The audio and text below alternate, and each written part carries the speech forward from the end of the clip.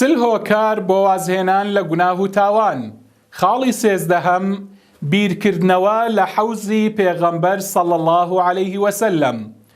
برای ڕێزدار و خۆشەویستم، خوشتی عزیزم، ئەی ئەو کەسەی کە دەتەوێت پشت لە گوناه و مەعسیەت بکەی و ڕوت لە ڕێبازی پێغەمبەر بکەی عليه الصلاة والسلام، لە ساتی گوناه و تاواندا بیر لەو ساتە وەختە بکەرەوە، ساتە وەختێک خەڵک هەمووی لە قەبرەکانیان هاتوونەتە دەرەوە، زیندوو بوونەتەوە، بەڵام پڕپڕی سەرسەریان تۆز و خۆڵ و غوبارە، جەستە و لاشەیان ڕوت و قوت، هیچ جل و بەرگێکیان لەبەر نییە، بە پێخواسی هەمویان بەرەو ساحەی مەحشەر، بەرەو گۆڕەپانی ڕۆژی قیامەت وا بەڕێکەوتون، کەس ئاگای لە کەس نییە.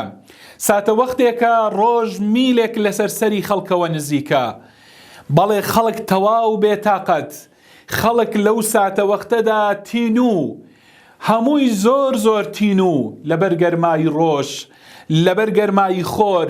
ئالەو ساتە وەختەدا بیر بکەوە لەو گۆڕەپانە حەوزێک هەیە، بەڵێ حەوزێک هەیە، وەکو پێغەمبەر عليه الصلاة والسلام دەفەرمێت: إن لكل نبي حوضا يرد عليه من أمته.